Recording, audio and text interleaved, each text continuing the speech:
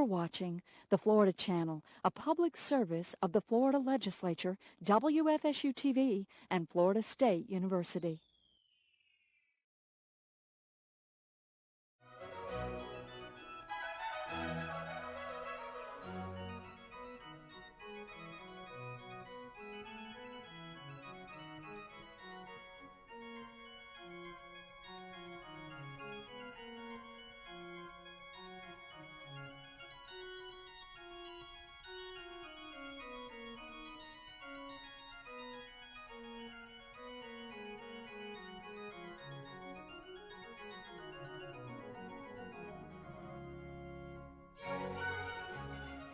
Hear ye, hear ye, hear ye.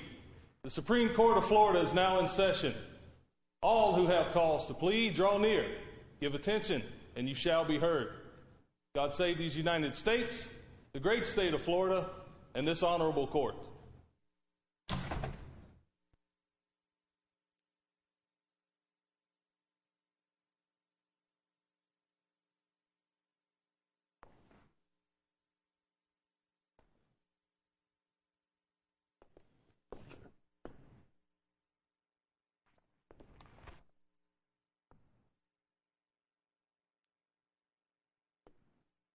Ladies and gentlemen, the Supreme Court of Florida, please be seated.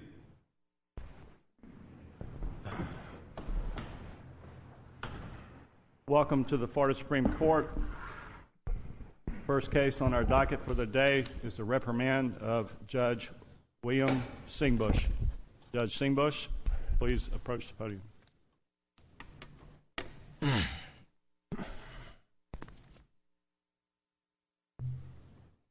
Judge Singbush, you stand before us today because of ethical misconduct in your official role as a judge. This is a very, very serious matter. Our courts exist to protect rights and liberties, uphold and interpret the law, and provide for the peaceful resolution of disputes. This mission can be carried out only with the trust and confidence that the people confer upon judges. By your actions, you have damaged that trust and confidence. This is a sad day for you, for us, and most importantly, for the entire state judiciary. None of us can undo what you have done, but we can make clear the gravity of your ethical violations. It is for that reason we have commanded you to appear today for a public reprimand that is being broadcast throughout the state. It is one way we can assure the public that we take misconduct by a judge very seriously, and that we will not hesitate to punish errant judges in a most public way. Judge Singbush, you entered into a stipulation with the Judicial Qualifications Commission, admitting 3 of the charges against you. Under the Florida Constitution, this court has the power and responsibility to review cases of judicial misconduct in their entirety and to accept, reject, or modify the findings and recommendations of the Judicial Qualifications Commission. In cases where a judge admits to wrongdoing, as you have, this court will ordinarily conclude that the JQC findings are supported by clear and convincing evidence. We did so in your case after thoroughly considering the details of your admitted misconduct.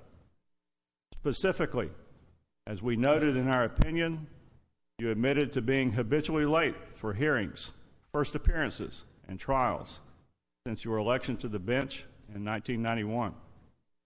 Further, you admitted that you were often late by more than 15 minutes and that you had no good cause for being late most of the time.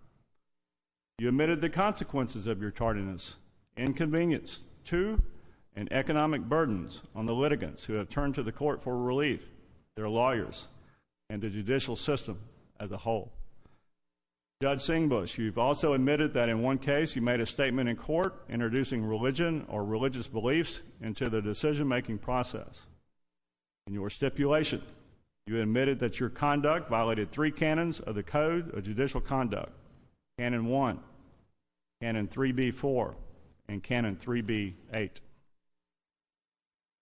Canon 1 explains the importance of ethical judicial conduct by noting that an independent and honorable judiciary is indispensable to justice in our society. Canon 1 further provides that a judge must hold to high standards of conduct so that the integrity and independence of the judiciary may be preserved. Judge Singbush, that is the first ethical violation you have admitted to and that we find you guilty of. As we concluded in our opinion, the evidence established that public confidence in the integrity of the judiciary was impaired by Judge Singbush's unexcused, habitual tardiness, and inappropriate statement regarding religion.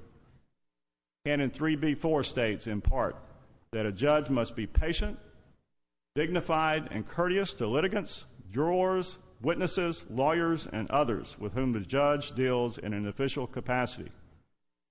Judge Singbush, that is the second violation you have admitted to and that we find you guilty of. As we concluded in our opinion, the evidence established that Judge Singbush was not courteous to litigants, jurors, witnesses, and lawyers due to his habitual tardiness, which inconvenienced and economically burdened lawyers and litigants. Canon 3B8 state in part that judges shall dispose of all judicial matters promptly, efficiently, and fairly. Judge Singbush, this is the third violation you have admitted to and that we find you guilty of. As we noted in our opinion, he was habitually tardy, often for more than 15 minutes and without good cause. His behavior inconvenienced and economically burdened lawyers and litigants alike. As part of your stipulation, Judge Singbush, you agreed that this proceeding could be reopened if future complaints of tardiness or inappropriate religious statements were made against you to the JQC. You also stipulated that you have provided to the JQC weekly logs demonstrating your timeliness at court proceedings. Finally, Judge Singbush, you and the JQC agreed that a public reprimand was justified.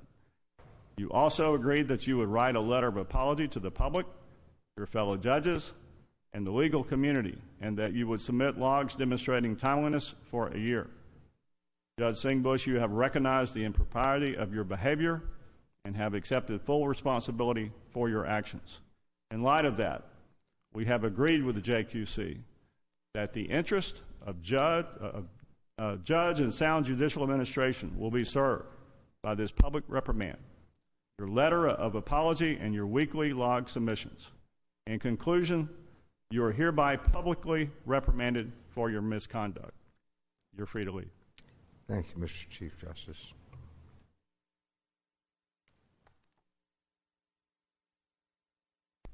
Our next case is Matthews versus State of Florida.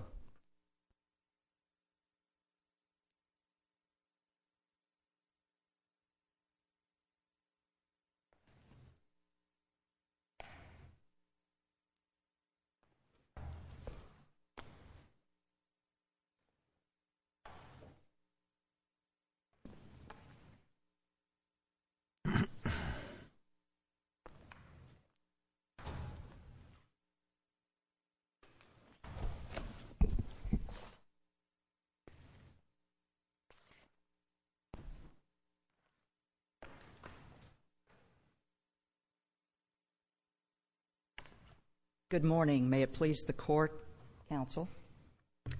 My name is Paula Kaufman. I appear before you this morning on behalf of Douglas Blaine Matthews in his direct appeal from a conviction of first-degree murder and sentence of death. I would like to reserve 10 minutes for rebuttal. I'd also like to spend most of my time this morning discussing proportionality in this case. However, I would like to present a few brief comments, a proffer, if you will, concerning the issues raised in the amended initial brief 1 and 2 pertaining to the constitutionality of the heinous, atrocious, or cruel statutory aggravating factor and the felony murder aggravator. On that, you do not challenge the sufficiency of the evidence in this case as to HAC, do you? No, ma'am. I'd like to start by indicating that we do acknowledge the constraints upon the court with regard to adherence to precedent. But I would point out that the pretrial motions in this case received very little real consideration by the lower court. In most cases, the prosecutor simply asked that the motions be denied, and in most cases, in just that few words. Well, I don't understand, though. If if there were a case where a jury instruction might be overly broad because it might include cases that shouldn't be considered heinous, atrocious, and cruel, you're not challenging the sufficiency of the evidence that in this case there is ample evidence to support HAC under any definition of the term. So I appreciate if you're doing this for something in the future, fine, but it seems like if you have valuable time to spend, it doesn't seem that this issue is, it's deemed preserved, but it would also in this case wouldn't it be harmless error beyond a reasonable doubt with all the other aggravators? If I could address that just very briefly, the terms heinous, atrocious, or cruel have been defined. And this court has held that that renders the statute not vague or overbroad. I think the problem here is the term especially. It calls for a comparison. For example, in the court's order under review, the court assigned extremely, and I do the quotes in the air, extremely great weight to some of the factors, and that would be a comparison with the other factors that the court found. Do you have acknowledged that this court has in the past upheld the constitutionality of heinous, atrocious, and cruel and the instruction that goes with it, correct? Yes. So in that, in those prior cases, did we address the especially part of it or extreme, the term that you are concerned with now? I believe the court probably has. The problem is the jury has no guidance here. The court may compare this case with other cases, with the decisional authorities. Do we throw common sense out once we go to a jury proceeding? It seems to me that the English language, common sense, what the American people would see as conscienceless, pitiless, unnecessarily torturous, are words that are used in the English language. And if we're down to the point that each trial that goes on must have scientific precision for each letter of the word, it seems to me that we're just throwing out the reason that we even have a court system. Your Honor, I don't know what other murders a jury could compare this case to. They're given no guidance. You're comparing it to what someone has done to another human. I mean, isn't the purpose of the especially heinous, atrocious, and cruel is that the murders we see up here are all cruel. Most of them, or all of them, are unnecessary. So what we're really looking at is what distinguishes this murder from any other first-degree murder. And this, as you said, you've conceded that there is competent, substantial evidence that there was this murder qualifies for that aggravator. Two brief comments, and then I'll move on to issue 2. It seems as though everybody on death row has committed an EHAC murder. I would suggest that may be a chicken or egg situation. We don't know which circumstances the jury found in this case or any other death penalty case before this court, or what weight the jury ascribed to those circumstances. They may have rejected HAC. We just don't know. We would assert there is no consistently applied standard. There is inconsistency from case to case with respect to this statutory aggravator, and even from decision to decision in the same case. Well, now you're raising an issue, which is should there be separate findings? And as you know, I support that. I think the U.S. Supreme Court jurisprudence, but the majority of this court has not. So, and I didn't think you raised that particular issue that there should have been separate jury finding of HAC. Are you raising that in this case? I believe we raised it in either point 3 or 4, which I don't intend to spend much time on this morning. Moving now to issue 2, the felony murder aggravator. I would simply say this circumstance does not limit the class of individuals who are eligible for the death penalty. It actually expands it, and it creates an unlawful presumption that death is an appropriate sentence in the least aggravated form of murder where there is no premeditation. I would now like to move to the proportionality argument. I just want to make sure about something, because you, on the guilt phase and penalty phase, the only issues you've raised are issues that have been raised and rejected. So when I was looking at this, it seemed a little bit like, in the appellate courts, we call them Anders' brief, where there's really not much to raise. So you've thoroughly examined this record, and there were no evidentiary issues. There was nothing else to raise in the guilt or penalty phase. I thoroughly examined this record twice, and I raised what I thought were the best issues, knowing that this court would independently review sufficiency of the evidence and proportionality. However, we did file a reply brief containing a proportionality argument. But you didn't even raise proportionality in the initial brief. That was a tactical decision, Judge. What tactic is available to not present an argument to a court? I'm missing something here. I understand trial strategies, but in the appellate arena, I've not really heard of a strategy of not presenting a good argument to a court for tactical reasons. It would be comparable to a trial attorney waiving the right to opening statement and waiting to hear what the state said and reserving its argument for the beginning of its case in chief. There were 2 murders in this case, correct? Yes. There was a lot of blood evidence, and there was no issues at all at the trial court level concerning the DNA or any of that? It was pretty much unassailable. And in addition, it was pretty much unassailable evidence. Was there a confession of any type? Mr. Matthews did make a statement, and it was going to be admitted, a redacted version. The state chose not to use that, and then the defense introduced that statement. 4 aggravators found. Extremely great weight was assigned to HAC. Great weight was assigned to the prior violent felony aggravator.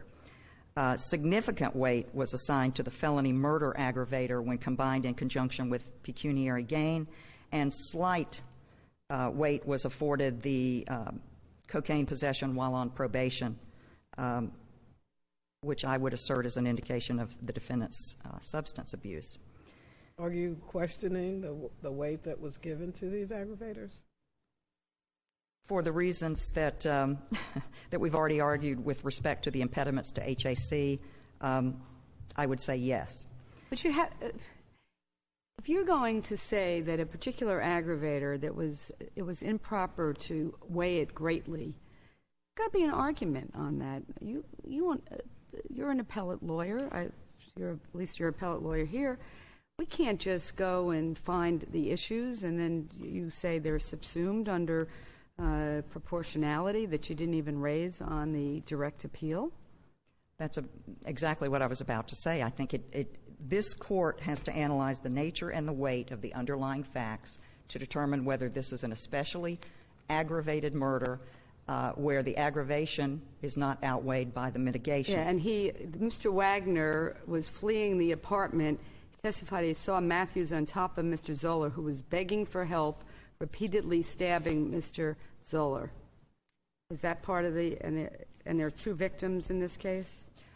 There was a homicide victim that the jury returned a verdict for the lesser included offense of manslaughter. But there's 2 victims. These are yes. 2 murders in this yes. case. He got the death penalty for one, but there was another murder at the same time. Yes. Plus he had, he had prior violent felonies? Yes. And he was on felony probation? For a cocaine possession. Which was given less weight. So you're asking on proportionality, what was the mitigation that is so compelling in this case? Well, the court found 2 statutory mental health mitigators, extreme mental or emotional distress, and capacity to appreciate the criminality of conduct or to confirm conduct to the requirements of law. However, the court ascribed or assigned very little weight or and little weight. Why was that? Well, we don't really know. If EHAC is one of the weightiest aggravators, then this court has said that Substantial and uncontroverted evidence of mental illness is among the weightiest or most compelling mitigation, and it's impossible to reconcile the great weight accorded the non-statutory mental health mitigators in this case with the little weight given to the statutory mitigators. Was this the case where the judge gave a reason, or am I confusing this with another one, that specifically in the order said that it's very, very marginal evidence to find these? There was something to that effect. However, the court's order makes no mention of the analysis concerning the defendant's ability to conform his conduct to the requirements of law. The court dismisses, finding little weight, dismisses the idea that the defendant's capacity to appreciate the criminality of his conduct based on the evidence that was adduced at trial. But there is absolutely no mention of that other component of this statutory mitigator. Didn't he say the testimony from the expert witnesses and family members was very weak? Yes. Okay. So tell me what makes, let's just assume let's take away the judge's sentencing order. What is compelling about what happened at the time of this murder? That how old was this defendant, first of all? How old was he? He's not a teenager. He's in his 20s, I believe. 28, 30. You don't know his I'm sorry, I have forgotten It's important, his age. isn't it? If you're looking at someone that has issues in childhood, whether they're 18 or they're 28 or they're 38, in any event. So what is so compelling about the mitigation in this case, about what happened at the time of this murder? Because that's what we're talking about with these statutory mitigators.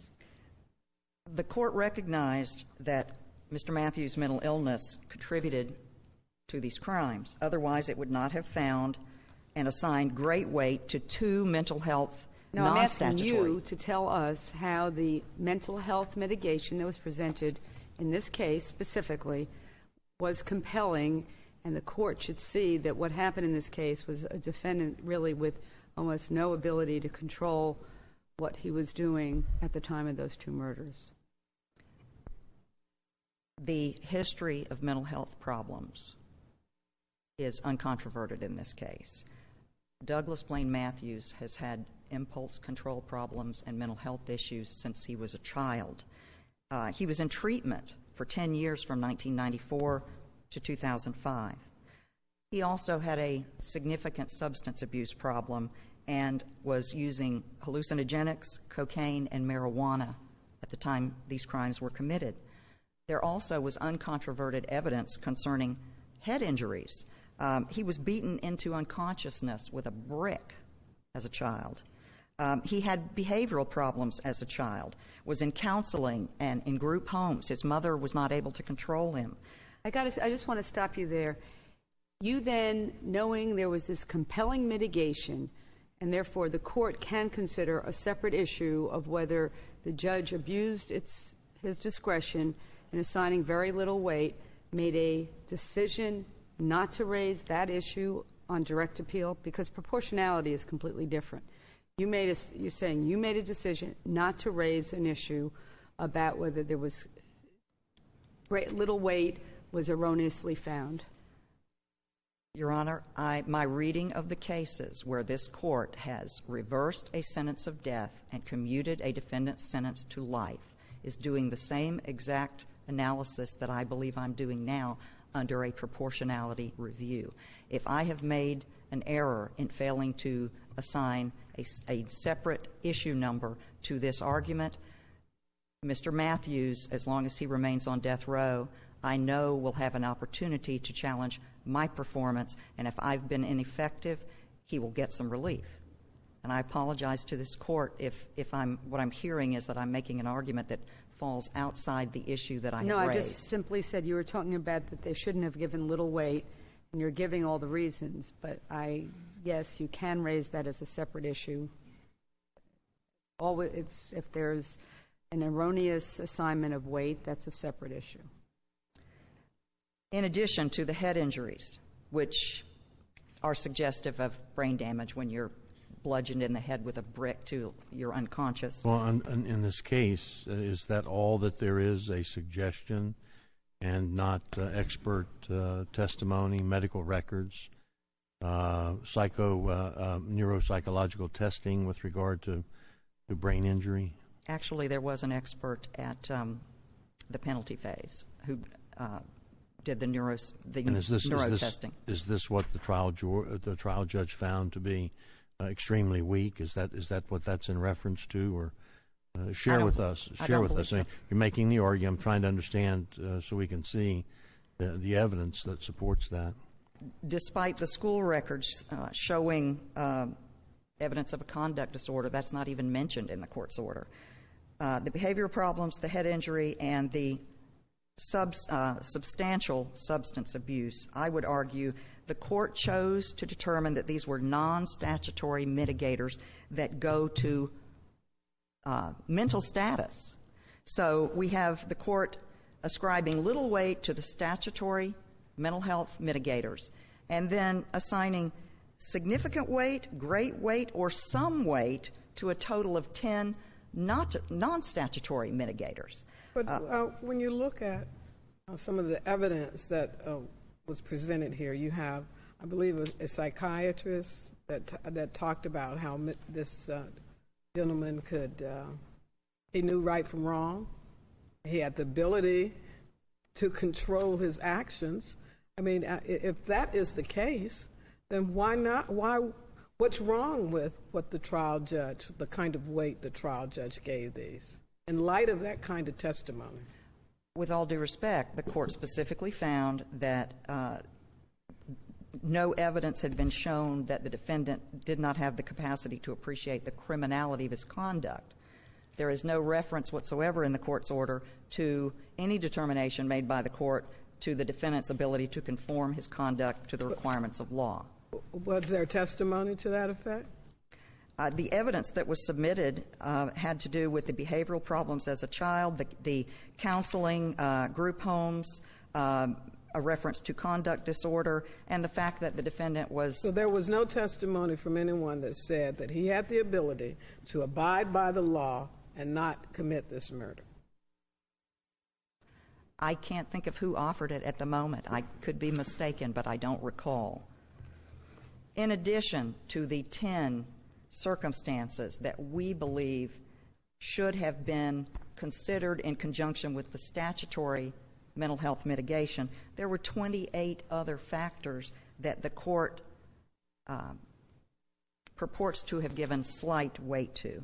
Well, often a defendant will present a lot of information, but when you really get down to it, it can be distilled into some broad categories, and it just seems to me that in this case, the trial judge, as opposed to distilling it into some broad categories, gave the defendant really the benefit of the doubt and actually listed each and every one of those.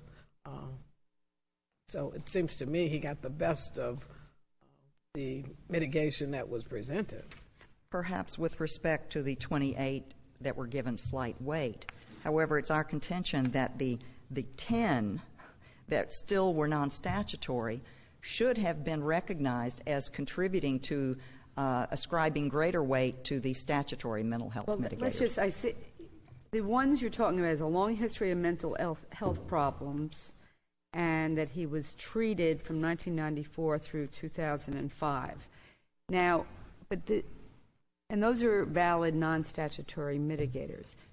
But for this to be a very mitigated case in terms of the statutory mitigator, somebody has to take that, in my view, not you, but an expert, and explain how the mental health issues and the head injury all combined on the night of this murder to essentially cause him not to be able to control his behavior. It's not a right from wrong, but not to control his behavior. Not that he might have impulse control problems, but and who is, if you go back and look at this part of the record, this psychiatrist, this psychologist, who really puts it in the way that you say it's so compelling, any reasonable person would understand that there was only one way to go on this, evaluating this? Is there one person? Is there one psychiatrist, psychologist, expert that was able to put that together? Dr. Danziger changed his expert opinion right before the penalty phase. He had initially evaluated the defendant and had written rule out bipolar disorder. Apparently, some people don't understand what that means. He explained that that meant to him that he was concerned that bipolar disorder existed and that his job was to try to look for a way to eliminate that as a proper diagnosis.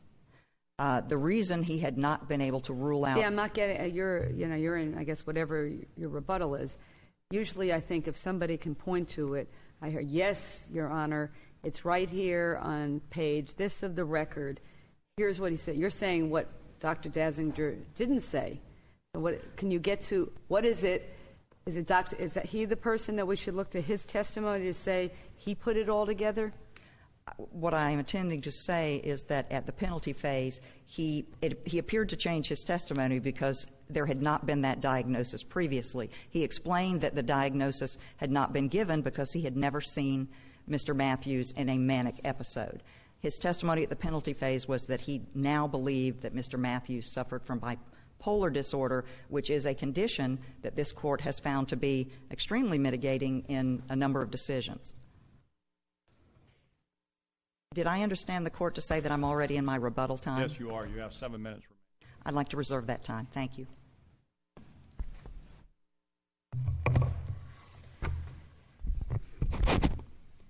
May it please the Court, Meredith Carbula, Assistant Attorney General for the Appalachian State of Florida. Mr. Matthews was 26 years old and 6 months, 26 years and 6 months old at the time of the murder. Dr.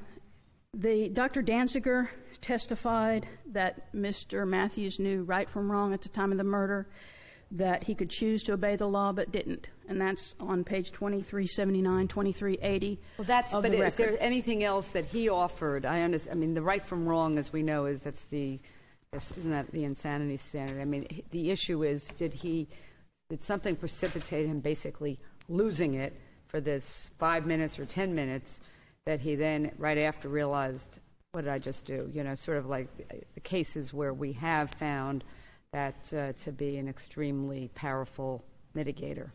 Dr. Danziger didn't testify. He wasn't asked whether, he specifically wasn't asked whether either mental mitigator applied, but he did say he could have chosen not to commit the murder, but chose to commit the murder. So I think that's pretty well on point. Is that he could have, he understood what he was doing. He could have stopped himself, but he didn't. Well, it sounds like that they didn't offer what they're now asking us to assign great weight to in the testimony. I think where the misunderstanding perhaps is that you have the two statutory mental mitigators, which directly have a nexus to the crime. You know, at the time of the murder, he was under extreme emotional distress. At the time of the murder, his capacity to appreciate the criminality of his conduct was substantially impaired.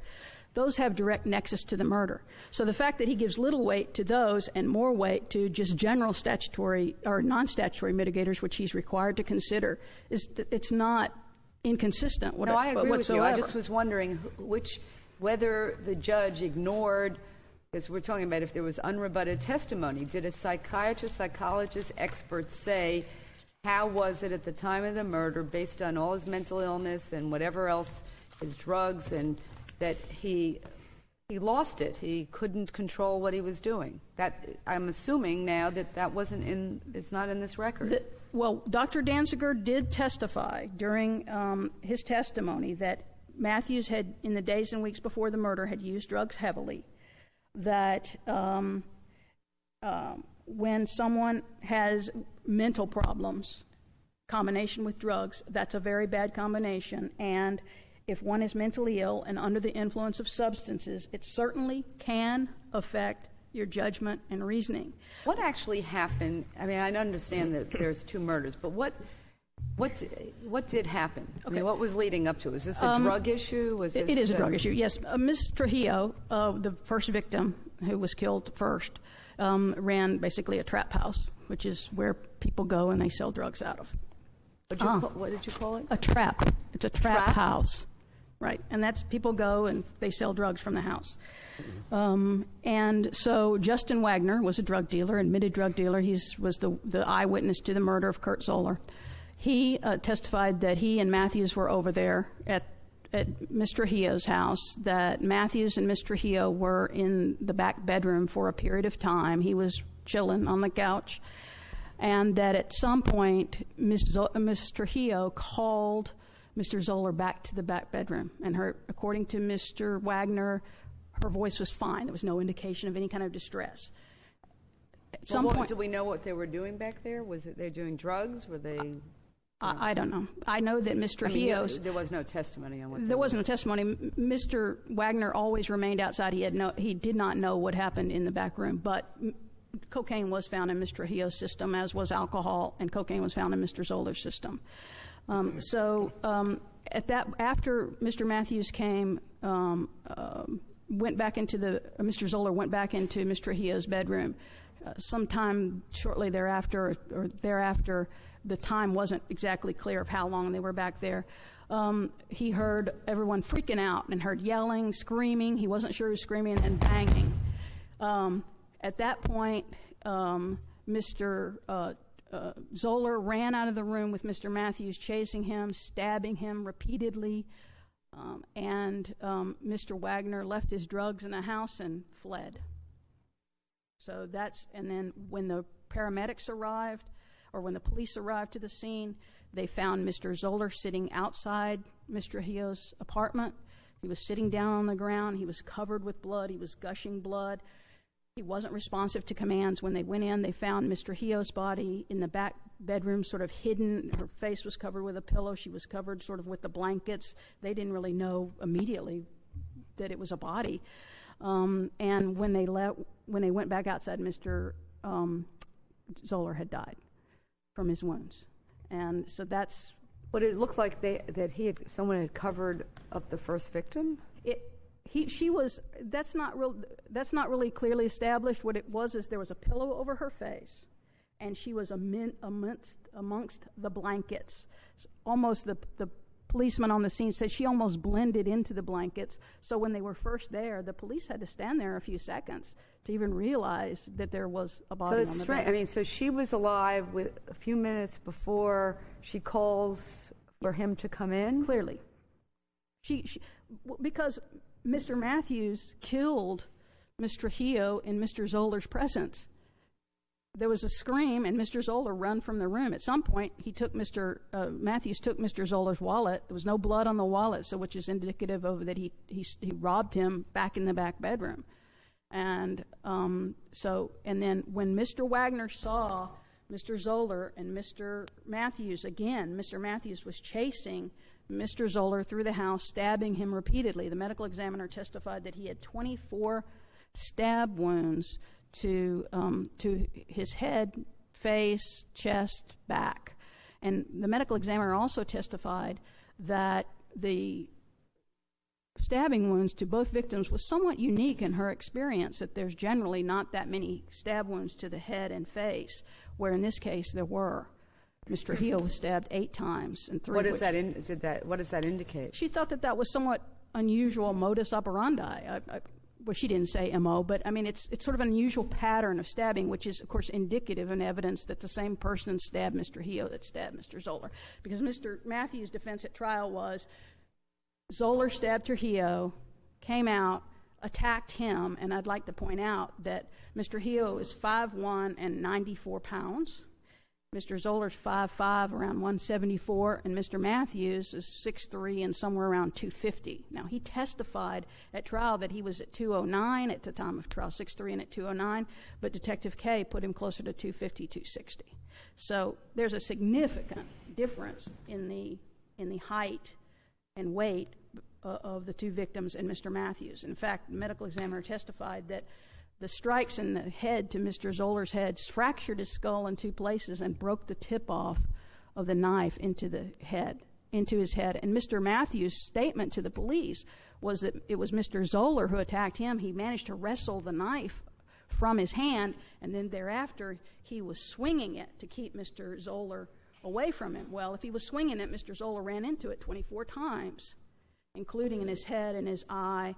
It went through his neck, went through his pharynx, his larynx, into his spine, through the fourth and fifth vertebrae. So at trial, that's what he told the police. At trial, he said he blacked out.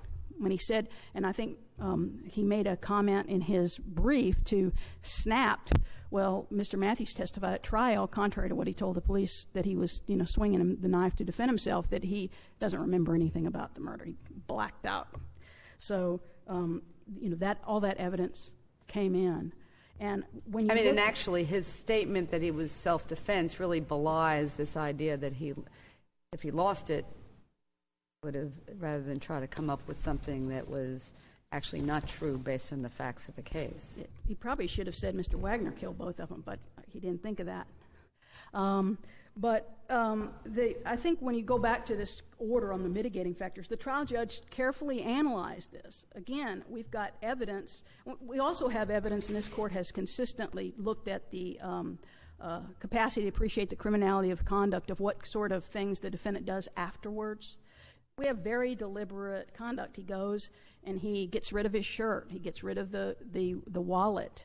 He talks very rationally and sanely to Miss Teague and tells her that I just eliminated a couple of problems today, and there's a couple of people that are probably not glad they met me or were sorry to meet me or words to that effect.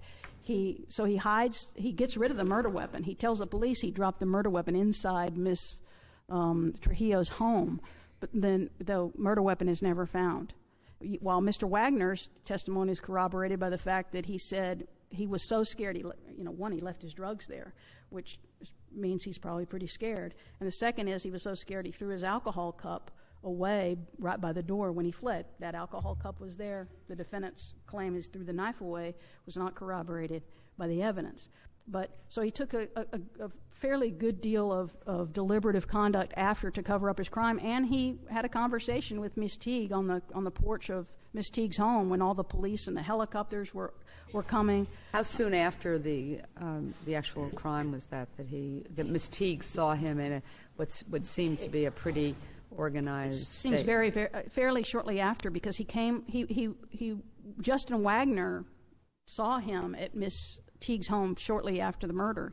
Justin Wagner, that's where he went. He saw Matthews come up, take off his shirt, give it to another individual, and that shirt was found, and wipe off the knife. He saw him wipe off the knife. That shirt was found in Miss Teague's home, hidden in a Dr. Seuss bag, and Ms. Kurt Zoller's wallet was found in that same bag. So you have a lot of deliberative conduct. And you also, I think it's really important when Mr. Matthews points to this long history of mental illness. He was being treated from 1994 to 2000. Well, that's true, but the problem with that is that he has been evaluated.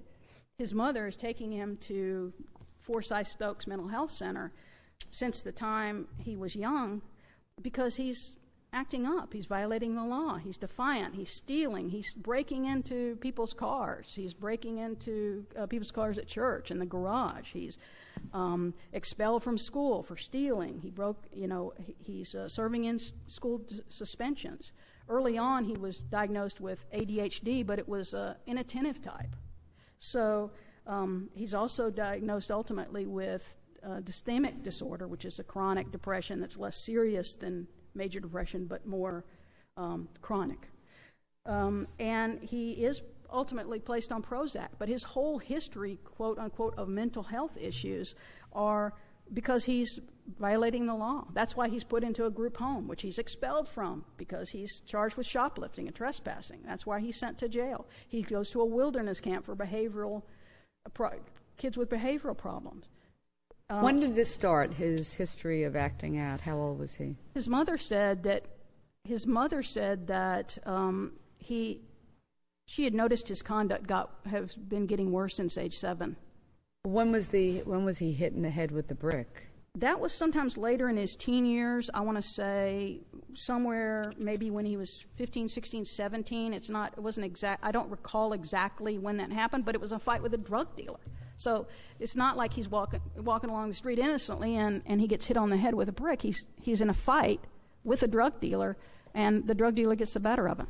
So I think when we look at his mental health issues, even finding the both statutory mental mitigators was probably generous on the part of the trial court, because the mental health testimony didn't support it. For instance, Dr. Golden performed neuropsychological testing, perfectly normal. Dr. Golden said his overall cognitive ability is average, there's no sign of brain damage, testing reveals normal cognitive development and does not indicate any cognitive or neuropsychological deficit, injuries, or problems. So while Mr. Matthews wants to suggest that being beat on the head with a brick is indicative of brain damage, Dr. Golden, the testimony that he put on himself, says otherwise. So there doesn't seem to be any evidence of brain damage. His IQ is 104. Dr. Golden was the defense witness, right? Yes, Your Honor. Okay. Dr. Golden was a defense witness. And so I think and Dr. Danziger does a great job, in fact, of both in his report, which is in the record, I think that's in volume 4 of the record, and in his testimony outlining the history of quote-unquote mental health issues. But what it is that he's someone who misbehaves, who breaks the law consistently, who's diagnosed with conduct disorder, as this court well knows, is a precursor to antisocial. And Dr. Danziger testifies he's antisocial. And so I think the only time we hear bipolar disorder is at the penalty phase. And even at the penalty phase, Dr. Danziger didn't tie bipolar disorder directly to the murder. In fact, he said, of course, and I think this is almost a matter of common sense, but Dr. Danziger testified anyway that, most people with bipolar disorder don't commit murder.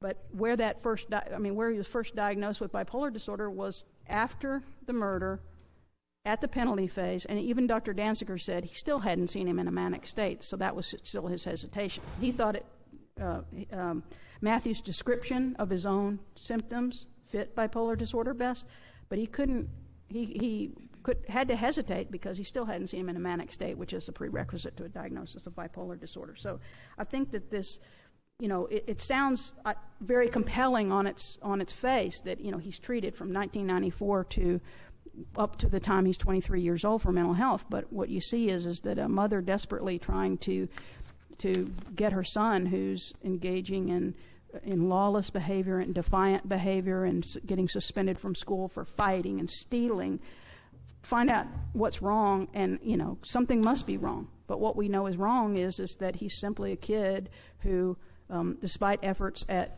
rehabilitation, including sending him to a group home, has not conformed his conduct to the requirements of law. And when you talk about proportionality, you shouldn't forget about these 2 prior violent felonies, which I think in some of the cases cited to by the defendant, some of which are are one aggravator cases, like the Green case, and I think there you have 2 very serious prior violent felonies, fairly close in time, not too remote in time. I think one was in 2000 and one was in 2001 or 2002. The second involved a robbery where he was at the home of a friend whose husband had cashed his paycheck, and after his friend went to bed, he assaulted the man, who was considerably smaller than he was, choked him out, rendered him unconscious, and rather than just take his wallet and leave, he kicked him, he beat him, he bruised him, and he urinated on him.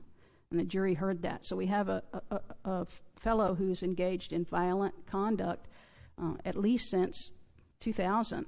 And the jury was able to hear that, and the court was able to assign that aggravator great weight. And so when you look at all the cases that the defendant cites to in his brief are clearly distinguishable on proportionality grounds, that this case this death sentence is clearly proportionate, and there is certainly sufficient evidence to support his convictions for first-degree murder and manslaughter. Absent any other questions, the state would ask this court to affirm his convictions and his sentence to death. Thank you. Please, the court. In the time that I have remaining, I would like to draw a comparison between Mr. Matthews' case and 2 other decisions of this court. In the Green case, Mr. Green shot 2 men, including a retired police officer. However, there was mental illness evidence, evidence of poor impulse control, and evidence of self-medication by the defendant.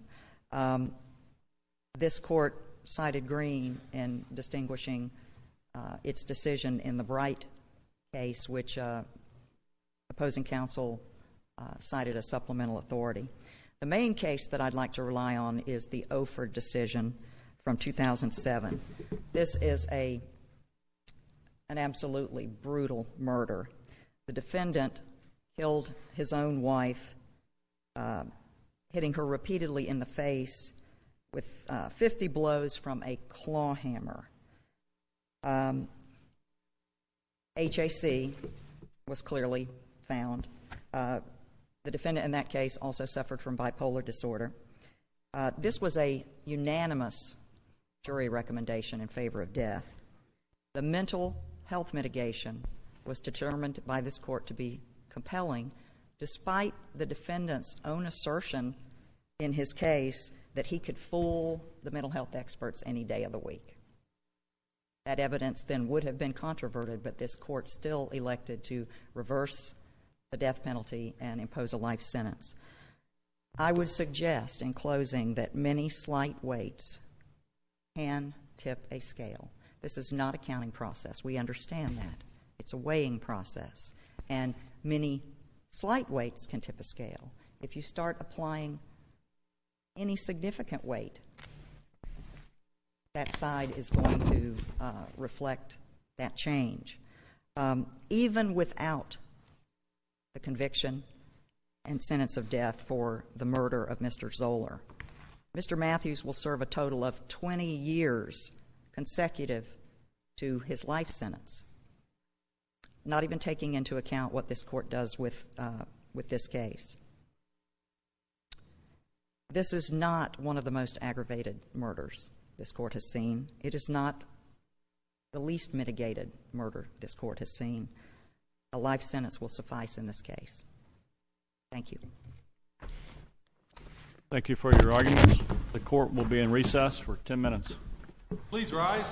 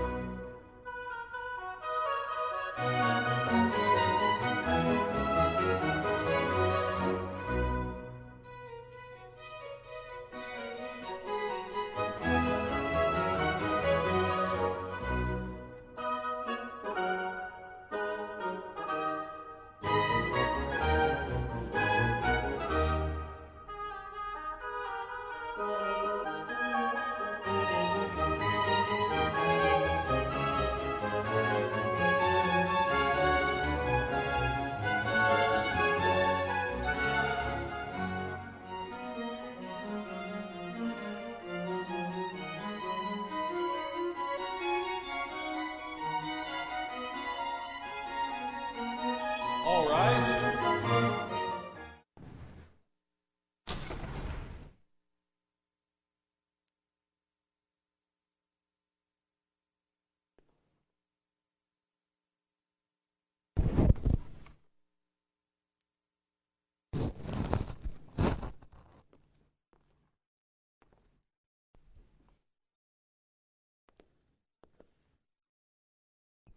Supreme Court of Florida is now in session. Please be seated.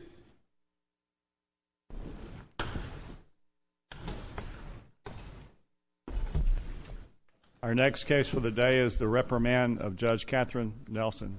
Judge Nelson.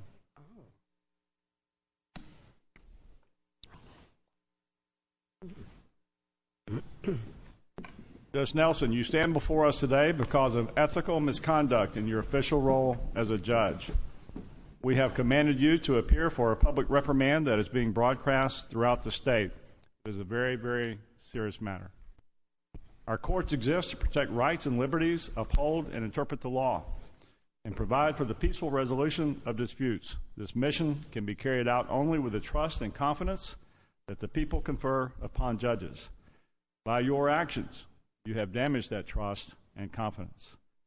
This is a sad day for you and for us as well. But most importantly, it is a sad day for the entire state judiciary. None of us can undo what you have done, but we can make clear the gravity of your ethical violations. It is one way we can assure the public that we take misconduct by a judge very seriously and that we will not hesitate to punish errant judges in a most public way. Judge Nelson, you entered into a stipulation with the Judicial Qualifications Commission, admitting 2 violations of the Code of Judicial Misconduct. Under the Florida Constitution, this court has the power and the responsibility to review cases of alleged judicial misconduct in their entirety and to accept, reject, or modify the findings and recommendations of the JQC. In cases where a judge admits to wrongdoing as you have, this court ordinarily will conclude that the JQC findings are supported by clear and convincing evidence. We did so in your case after thoroughly considering the details of your admitted misconduct. Specifically, as we noted in our opinion, on the evening of October 25th in Vero Beach, Florida, you were observed driving erratically, weaving back and forth between lanes, striking a guardrail several times, and ultimately crashing on a bridge.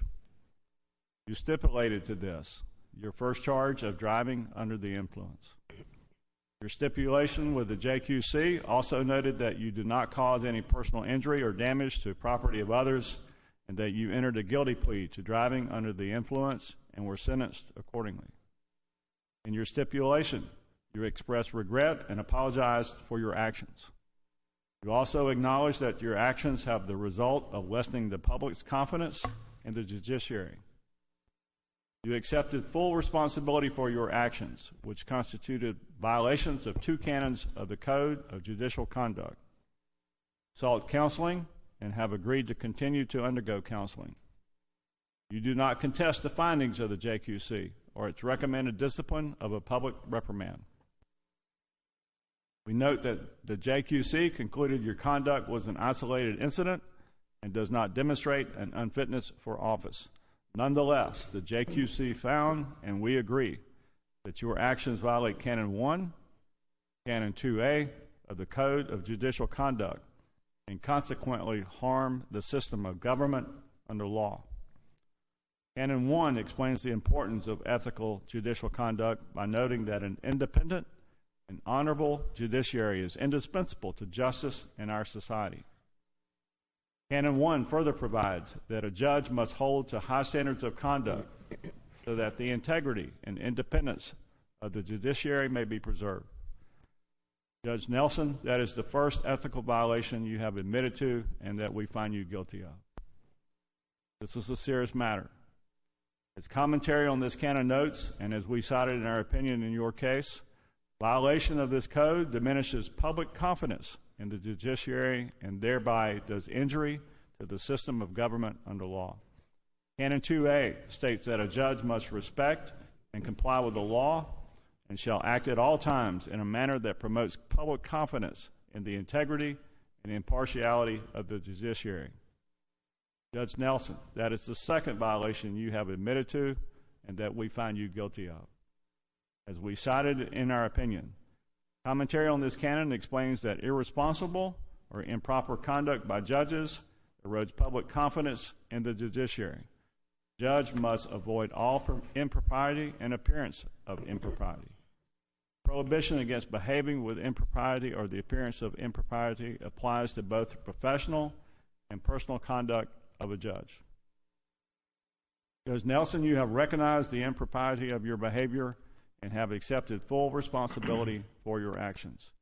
In light of that, we have agreed with the JQC that the interest of judge and sound judicial administration will be served by this public reprimand. Judge Nelson, you are hereby publicly reprimanded for your misconduct. You're free to leave.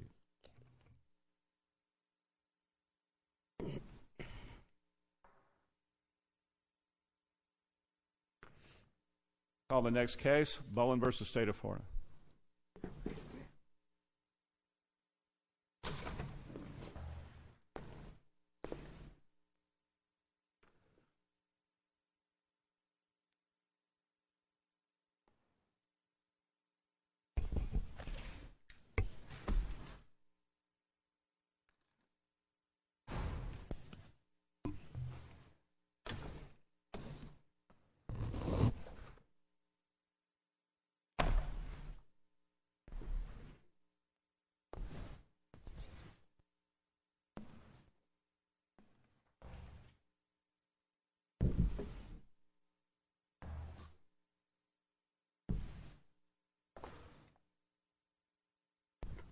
We know that Justice Quince is recused in this matter. Are counsel ready to proceed?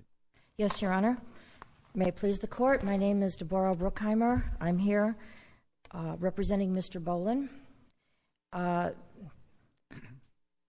are 3 issues with sub-issues. I'll focus first on the main issue, which is Cheryl Kobe's 1991 trial testimony that has been used over and over again and has been the subject of the prior reversals. She died a year after that trial testimony, so there hasn't been any ability to recross-examine her in the subsequent trials. The fact that there have been subsequent trials was through no fault of Mr. Bolan's. The state was using impermissible husband-wife privileged communications, and it resulted in the mistrials. And so it was 15 years later when we have this particular trial, and we have probably the only main witness against Mr. Bolan testifying from her 1991 depo that has now been severely redacted based on this court's prior orders. And the problem is that there's the cross-examination was also severely redacted because the focus back in 1991 was on all of that privileged communication. She was testifying to what Mr. Bolan supposedly said to her, and it was substantial. I'm trying to gather in this argument, because it seems to me is that we'd have to have the rule with about 15 subparts to try to understand how you would have this applied. Because first, to help me understand, it seems to me is that one day later, something could have happened in the interim, one day later, and that same argument would apply. So is this a bright line rule that after 10 years, this testimony is not admissible? Because clearly, the rule itself as written does not contain a timeline. No. You agree with that? I agree. And I've been trying to find case authority that would help me understand this theory, this timeline theory, which I cannot find. Can you help me with what you think is the best case that says you cannot use this after X number period of time? Well, I thought that the state's citation to the case of Mancusi, which was, I believe, a U.S. Supreme Court case from 1972, was very good because there isn't really a bright line. It's a question of whether the right to confront has been infringed upon, which depends on the adequacy of the cross-examination at the first trial, and whether or not it was effective cross, and whether or not it still has that indicia of reliability. We're not attacking, for example, the medical examiner's testimony, which had to be used because he had passed away, so they used a prior trial testimony for him. There really wasn't anything contested there. The facts were the facts as to how she died, how the young girl died. But what we are having problems with is the main witness, the indicia of her reliability, when you've got someone who did the cross-examination 15 years ago focusing on the statements that her husband had supposedly made to her, and now that focus is gone. And I know the state claims that Mr. Fermani, who was the trial attorney at that time, did a great job in attacking her credibility in other ways. But if he hadn't had to spend all of his time on that, there might have been additional cross-examination he could have focused on. Well, let me ask you a question, two different questions about the nature of the cross-examination. But the redacted, or some of her videotape deposition, came in on the second trial. I believe it was the videotape. I mean, didn't this, in other words, she died, as you said, after the first trial. Right. So in the second trial, was this her testimony introduced through the same idea of a deposition? Well, yeah. I mean, I yes, it was. It was. I was trying to think. I think it was just the 1991 trial as opposed to the deposition, but it was partially videotaped. Yes. Okay. So but that was. So isn't this already? The state says this is the law of the case. In other words, we've already said it was permissible to have allowed in her videotaped testimony, or if that's what it was, testimony versus deposition. So how do we, is it because now it's 15 years versus before it was 10 years? Is there some, again, trying in the sliding scale, if it was 30 years from now, would it be you couldn't use it? Well, now we see what the testimony looks like now that it's been redacted. This court has never had that before it. Now that they see what it looks like, you also have the problem, which gets into the other issue of being intertwined, where she's talking about the body, a body she never saw. She saw something being lifted, did she not? She said at first she said an item being lifted that was wrapped up in bedclothes, but then she started referring it to as to the body, and she referred to it like 5 times in that statement. Well, it certainly wasn't a bushel of apples. I mean, she had something in the back of the truck, and they took it out and buried it. Well, they didn't bury it; they put it in a ditch. But they took it to an isolated area. It wasn't trash or garbage.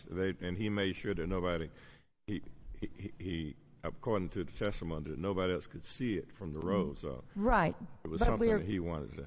But how did she know it was a body? She never saw it. She's assuming she knows it is because of what he told her. Common sense. I mean, what else would you dump? You're wrapping in all these blankets and sheets, and you secret it out at night, make sure it's far away into the woods so that nobody else could see. I mean, I don't know. I only know that she knew that information because she knew he had told her what was in there. So you're saying, so going back to the argument, though, so what you're, now that's seems like a somewhat different argument. There's two arguments. Okay, so let's stay with the argument that the cross-examination violated your client's right under Crawford because it really wasn't extensive enough. Right. Okay, and so back to this issue of what Justice Lewis is asking, it seems to me that since this wasn't actually, since it wasn't a deposition, it was the trial, and the defense attorney did somewhat extensively cross-examine her on her motive, her strained relationship with her ex-husband, her problems with seeing, her inability to see that well, her financial problems, and all of this other bias.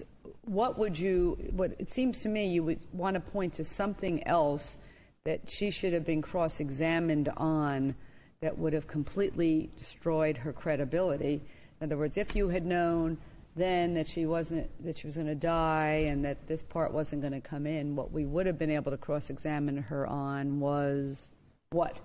Well, shouldn't there be something that the jury never heard because back in 1991 they didn't know that it was going to be used in a subsequent trial or something like that? Well, the defense counsel for this trial points out to some things that had to do with the other Hillsborough case, but as far as this case goes, there was the item of how did she know it was exactly November 5th when all of this occurred, and she was basing it on a date she went to the clinic and found out she was pregnant for the second time, but there were no clinic records to be located. And you weren't able to put that into that? The jury didn't hear that? No. So that's something that is something that maybe. Now, was that something that he would have, that he just didn't know in 1991? Would that be based on then an ineffective assistance of counsel that he should have found that out? Well, that's why I'm, it's in here. I mean, I'm not doing an ineffectiveness per se, but I am saying that, that the cross-examination was less than perfect. Well, if that were the standard for violating Crawford, that would be a new standard that I think a lot of prosecutors would be quite concerned about, as would trial judges in this court. Well, and the question is was there a meaning adversarial testing of Ms. Kobe's credibility? And because okay, so his that focus is the standard. And if we find, therefore, that what occurred in 1991 was a meaningful testing, even though it might have been better or it could have included something else, that meets the Sixth Amendment standard under Crawford. Mm-hmm. Is that right? Yes. The idea being that the right to confront, had Mr. Fermani's focus had not been distracted with impermissible things that should not have been admitted, which was pretty severe. I mean, the focus on Mr. Bolan's statements were highly emphasized. And then when you get to the closing argument in this case, the prosecutor's going on and on about how you saw Cheryl Kobe's testimony, she was not impeached, there was nothing there to impeach. He emphasizes the fact that that defense counsel did not do any, really substantive impeachment in this case. Why? Because 1/3 of the cross-examination was now gone, and that's where most of the impeachment was. So the state was allowed to take advantage. Well, that's of because he wasn't allowed to testify because of the rules of evidence. I mean, that happens all the time. If there's a rule of evidence that precludes the admission of certain evidentiary matters, I mean, that's an argument could be made every time, but that doesn't trump the rules of evidence. No, but in this particular... And I'm still trying to understand, then, the one thing that you've answered, Justice Pariente, with still talking around it. What is the impeachment that existed that could only come from her lips?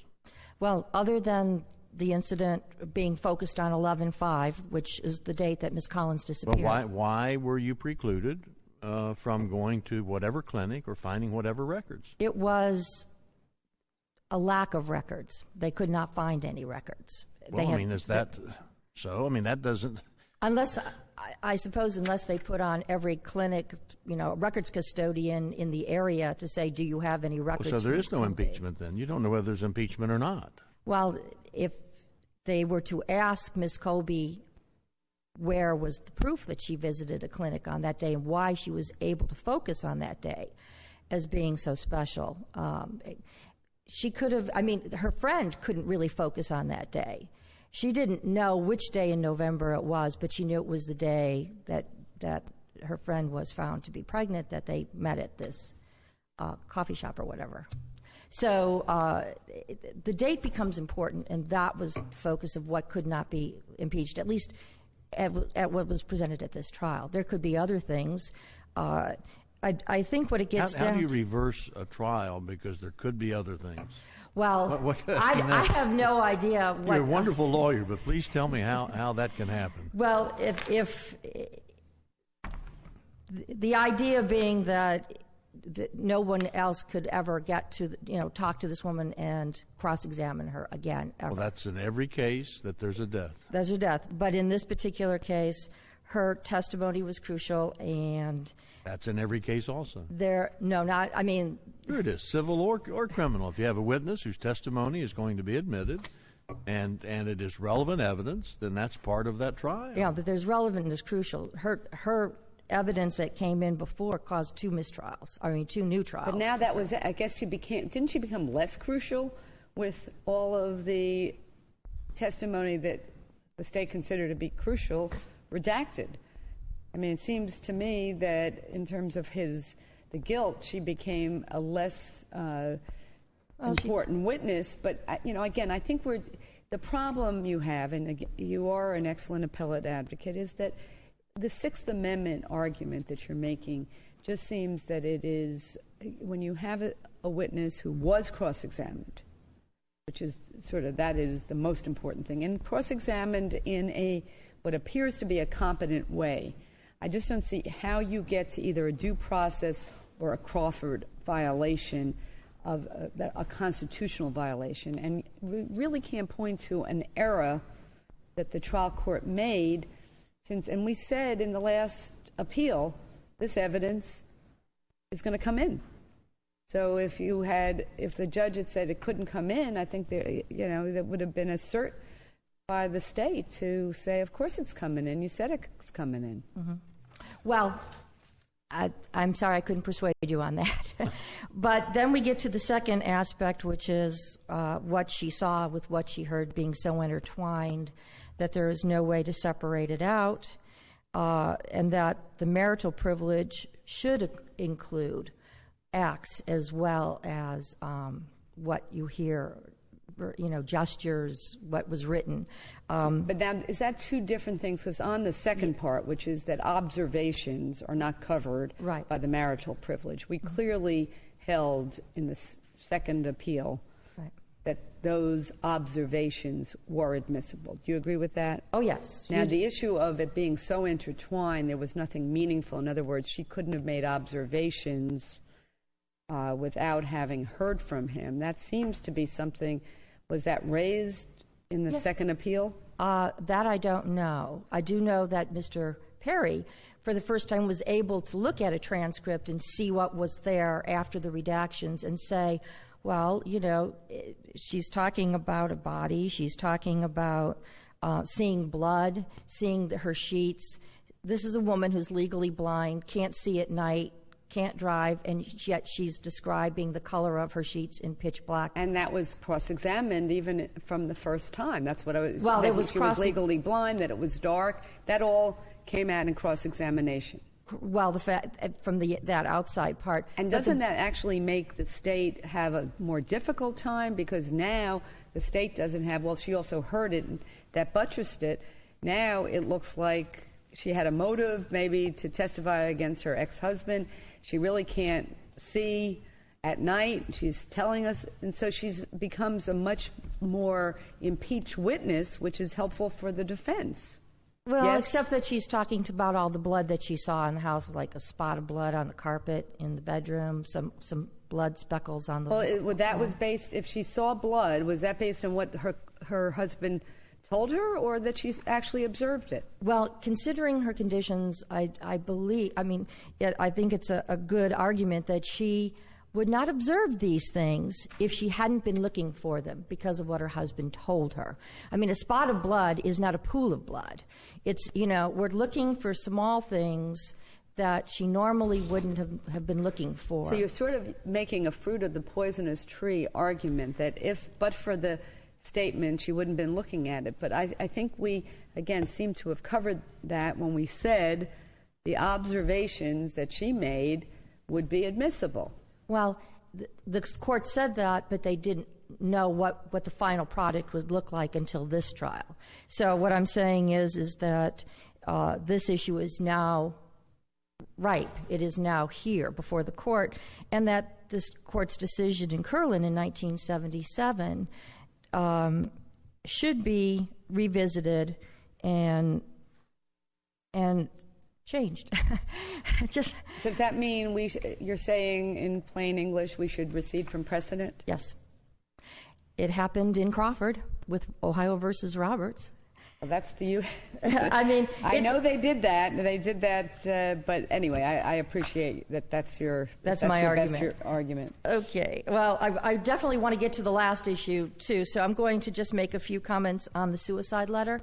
I know this court has also said that there was no problem with the trial court allowing the suicide letter in the second DCA saying that it wasn't, it was error for them not to let it in. However, under Preston, this court should revisit that in light of what all this evidence is. I have real trouble understanding about the suicide letter, given the fact that it was addressed to the detective with a stamp on it. I mean, he would reasonably think, that's for me. Well, and look at it. People court, look at mail that's addressed to them, don't they?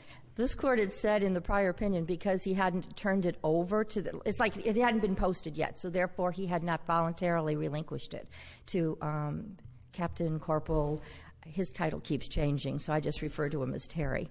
So because it hadn't been delivered, it wasn't out of Mr. Bowen's custody at that point. It wasn't voluntarily being given to Mr. Terry. So the first thing is that when they came into the jail, the cell, what was the reason they were coming into his jail cell? Well, they had taken him to the hospital because he had tried to commit suicide by taking an overdose, I think, pills. A reasonable expectation of privacy? Where is that? Back in those days, there was a question as to whether or not there was any reasonable expectation of any kind of privacy for somebody as a pretrial detainee. Keep in mind, this was before he was convicted. He was a pretrial detainee in the county jail. Maybe if it was a letter to his lawyer, but just following up on what Justice Kennedy says, it's a letter to the person that opened it. That's the only letter they introduced at court. They went through all of his letters in his box. I mean, I've got, in the record there are several letters to family members, to other people. So that didn't stop them. And what the evidence, and I say evidence, there was a summation of facts presented by trial counsel. This had been rehashed before, and the trial court was now bound by the second DCA's opinion, which had been affirmed by this court. And so they were just kind of quickly running through the evidence. But there were 3 police detectives who went in, or officers who went into that jail cell, and clearly they were not there to investigate an attempted suicide. They were looking for evidence in the Collins case. And that's what the summation by Mr. Perry was as far as what Baker. I mean, the fact that there was an attempted suicide was not disputed and was stipulated to by counsel. The letter, however, was what they were trying to keep out. And in Rogers, this court said that you can't just send in the investigators to go looking for evidence of the crime that you're about to go to trial on, which happened in Rogers, under the idea that this person is a high risk. Mr. Bolan was high risk. His cell was searched several times a day looking for contraband. But they weren't allowed to read his mail. They weren't allowed to read his papers. This time they went through everything. Or in your rebuttal. Okay, I'm going to go quickly into the last issue, which a substantial statutory mitigation was rejected. The ability to conform conduct. Dr. Berlin's testimony was uncontroverted, and unlike some of the other cases the state cites, like Nelson, it wasn't based on solely his self-serving statements. It was based on reliable family members, people who knew him, his history of brain injuries, which were extremely severe. His inability, the doctor admitted he knew right from wrong, he just couldn't help himself. He couldn't conform his conduct to the law. This court should find that what the judge rejected. I think that didn't Dr. Berlin, I mean, to me, and it's certainly a strong statement, but it doesn't quite get you there.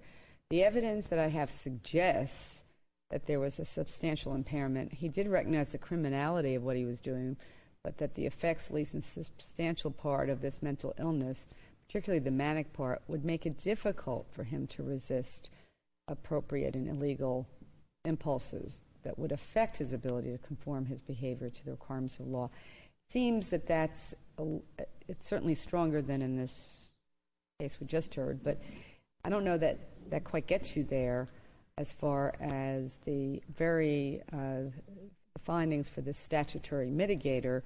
Is that the best of what Dr. Berlin has to say? I'll look at it during my time listening to counsel, but I believe that it wasn't that reason that the trial judge rejected it. It was because he was covering up and had done this well-planned out thing, which goes to his ability to know what he was doing was wrong, but not to his inability to stop himself. The proportionality argument, also, this is not the most aggravating and least mitigating of circumstances. Only one aggravator, albeit a heavy-duty one.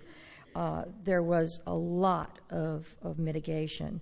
Terrible childhood, lots of severe head injuries, serious health issues with his wife, a dead child, his youth of being 24, his drug abuse, his suicide attempt, all of which happened, went before this.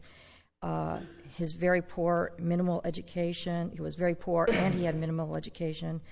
All of these things were part of the mitigation. 14 items, I know we don't count, but 14-item mitigation, and one rejected, which I'd like this court to add in. All of this, the closest I could find is Ballard. Doesn't matter, that maybe it was some was little weight or no weight. There was only one aggravator, and there was substantial mitigation. So I'll say the rest for the battle. Thank you. Good morning, Your Honors. May it please the Court. Carol Dittmar from the Attorney General's Office, representing the appellee, in this case, the state of Florida. On the first issue, and it is important to separate out some of the sub-issues here, because the sub-issue, the whole claim about this court should change the evidence code to have the privilege encompass observations as well as privileges, that argument was never made below in the trial court. So that argument is not properly before the court and shouldn't be considered. It hasn't been preserved here. The argument which has been preserved is the Crawford argument, the Sixth Amendment confrontation argument based on the cross-examination. A couple of points on that. There was, what Crawford says is you look for the opportunity to cross-examine. This case obviously fits squarely within the hearsay exception for prior testimony, but it also meets Crawford's demands for confrontation because there was that prior opportunity for cross-examination, an opportunity which was not only taken but was well taken, and as has been noted, there was a very thorough cross-examination of Cheryl Kobe. That was admitted as part of this trial with her recorded testimony. As far as the recording of her testimony, Justice Periente, it's my understanding from the record that there was a deposition taken to perpetuate her testimony prior to the first trial because they did not think she would live through the first trial. My understanding is they have not used that at all. They didn't use it in the first trial because she did live through the first trial. I believe they actually videotaped her in-court trial testimony at that first trial. And that's actually what came in the second trial, and then what was redacted, even the videotape, in this third trial. Now, the initial part of the questioning, apparently there was some problem with the videotape because it starts off, the initial part of her questioning is read from the prior transcript by the prosecutor, by Mike Halkitis, and then he gets to a point where he says, now we can turn on the video and the jury can actually observe her testify through the end of it. The reason that I don't think it was that deposition is if you look at, and I know this record is very screwy about the way the motions were filed and the way issues came up to be litigated because this case, the Holly case, was being retried at the same time, and this was one of the issues that was considered jointly with both trials. So this comes up, the hearing that we have in our case primarily is actually on the Holly case, and they're actually talking about her cross-examination in that case, which is a little different from the cross-examination in this case. But it does come up again in this case, and the parties reach it, and it's certainly preserved in this case. But that's in that discussion, the defense had filed a motion to exclude the testimony. The state had specifically filed a motion seeking admission of this testimony. And Judge Fleischer at the hearing, one of the comments she makes is, the state's motion is only requesting that initial trial testimony. The defense motion to exclude talked about also the perpetuation testimony in the deposition. But according to Judge Fleischer, she said the state isn't seeking to introduce that here. They're only seeking to introduce the initial trial testimony. So my understanding on this record is what was introduced was strictly that trial testimony and not from that the deposition done before even the first trial. But even so, which sounds like the deposition, as you said, wasn't even a discovery deposition. No. The defense knew it was a deposition to perpetuate her even if testimony. it had been that was actually taken as a deposition to perpetuate discovery. Testimony at that time. Now, the fact that there has been a delay in proceedings and that it is testimony from long ago is unfortunate, an unfortunate fact of this case, but the state doesn't gain any advantage by that. The state is just as disadvantaged by not having Kobe here. We can't ask her what other observations she might have seen. The fact that her cross-examination is limited to what she testified in 1991 doesn't hurt the defense because her direct testimony was limited to what she testified to in 1991.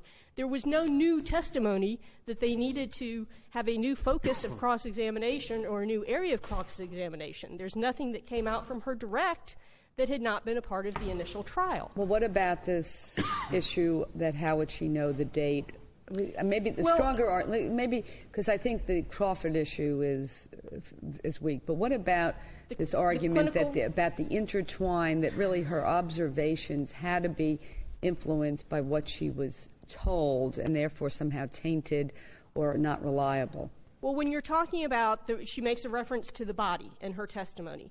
Now, we know certainly by the time of trial that what was wrapped up in her sheets and in her quilts and dumped out of the truck, out of Mr. Bolan's truck, was in fact a body. And she certainly is aware of that. Everybody is aware of that by the time of the trial. So there's no reason to think her calling it a body in trial is her only appreciation of that is statements that Mr. Bolan has made to her. That evidence was plainly available. And as far as the lack of clinical records showing that she had been to the clinic on a particular date, obviously there were no clinical records back in 1991, and they could have brought that out if they wanted to. The reason the clinical records, I think, come up is more to relating, and again, they talk about this in the transcript from the Holly case, there being records. And apparently what happened, there were several pieces of information in the Holly case which they were claiming with this motion, the Crawford violation, that there were things that they could have cross-examined or about in the Holly case. One issue was there was a purse that was found at the scene of the crime in Miss Holly's car, the victim's car. There was Cheryl Kobe's testimony described having taken a purse that night, having taken a purse out and dumped it somewhere. And so they said, we didn't know because apparently the picture or the evidence of the fact that the purse was found in the car was never disclosed to the defense. So they were kind of making this Brady argument that if we'd known about that purse found in the car, we could have asked her about that in cross-examination. We didn't know about that, and it's kind of a due process along with Crawford type thing because we didn't have that information. Well, they can't really say that here about the negative records, but there had been a record that was found, a clinic walk-in record about a pregnancy test that was found for Cheryl Kobe, but it was like a year and a half before this offense occurred. And I think what they wanted was to ask her, I think I have to qualify this because it's not very well fleshed out at the hearing. My impression is they would have liked to have asked Cheryl, well, isn't this when you're thinking about having gone to the clinic? And the date is like, it's not even the same year. Well, I think what happens is people put together, that relates to another pregnancy that she had, because she testifies about this in her history. She had an earlier pregnancy before the pregnancy that she went to check on, that she found out about in November of 1986. And that clinical record appeared to be something that came out of that earlier, several years ago type evidence. So I don't know how they would use that in this trial, or how they would, if maybe she would say, that's not the that's not the date I'm thinking of. I guess they wanted to show she was confused about the dates. Now, they did have her friend, Paula Cameron, who testified at trial also that she had been with her to this walk-in clinic in November of 1986. And when the discussion about the clinical records came up as a Crawford issue in the Holly case, the argument was made, well, you can still bring that out by asking Paula Cameron, who went with her to the walk-in clinic, how sure you are the dates, because we can't find any records. Now, I don't see that they went there with Paula Cameron, and Paula Cameron wasn't sure about the exact date. She just knew it was early November. Did she testify in this trial? Yes, she did. So they were able to cross-examine the friend. Theoretically, they could have. I don't believe they did, but they had that opportunity to bring out that there were no records showing that, that nobody had been able to find records, or I don't know who looked for records. I really don't know the status of records, but that was the argument, that they would have liked to have cross-examined by her, the fact that there were no records supporting her claim that she had gone to a walk-in clinic that particular day. Now, what about the observations about the blood? Well, I think that just comes back to, again, this is a place where a small trailer, she goes in, one thing that she observes is everything is wet. One thing curious she observes, everything is wet. He has washed everything down, and so that's one thing that she's describing. I think that observation might get her to look and see the blood. So, again, she's not necessarily just looking at the blood only because of what she's heard, and I think, you're correct in that her cross-examination was more powerful because all she had is her observations, and she clearly did have a vision problem. She did not have a hearing problem. She didn't have that same avenue of cross-examination as to what she had heard from Mr. Bolan. But everything that she saw, she saw. And what this court has said repeatedly, what the evidence code says, is that those observations, they're not part of the privilege. The privilege is just communications or communicative acts, and that's not what's been challenged here with this. So there's really, I don't think there's any further we can go with the Kobe testimony. Yes, it has, it was a problem in the past. In this case, it was redacted. The privilege statements did not come in, and that's where the problem has always been in the past. I don't think there is any kind of credible Crawford claim, given the full cross-examination that the defense had in this case, and trial court found below it was a meaningful cross-examination, more than adequate, more than the opportunity. It was meaningful. And I don't see how you could find any type of confrontation violation on those facts. In terms of again, I think the communications versus observations was never argued in any manner below. Now, they did make the argument about her observations being intertwined with her statements, but they didn't make it in the terms of that being encompassed in the privilege and admissible because it should be in this court, needing to recede from Curlin. That argument was not made and was not proffered below. As far as the suicide note, this is, of course, law of the case. And the problem at this point with even trying to argue what they're arguing to get around law of the case is the defense is arguing that the second district opinion there's manifest injustice with the second district opinion because the second district was wrong on the facts. Well, if the second district had the facts wrong, then it was incumbent upon the defense to come before Judge Fleischer in this case and make the argument that the second district had the facts wrong. We need to either have a new evidentiary hearing. We need to somehow show that there was a problem here. And there was no attempt by the defense to ever bring that to the court's attention below here. There was no challenge to the facts below. My opposing counsel stands up here and says they were not there to investigate a suicide. They were there to look for evidence, and that was clearly refuted by the testimony at the suppression hearing, which is what the second district had as its basis when it reversed the suppression and said the suicide note was admissible. Now, we don't have that suppression hearing in our record because that was held back in 1995. And yet what we have is the defense coming to this court saying, this court doesn't have a record which offers substantial competent evidence to support the factual findings made by the second district. Well, of course you don't. We don't have the suppression hearing in our file. So we don't have where Corporal Terry is talking about. It is part of his responsibility and his job description to investigate suicides and attempted suicides at the jail. He got the call because he is the person they call when this happens at the jail. He responds to the jail. So there was nothing nefarious about him going to the jail that day. There is no evidence, there has never been any evidence to support the defense claim that they were only there trying to, as a subterfuge to try and find evidence for the crime.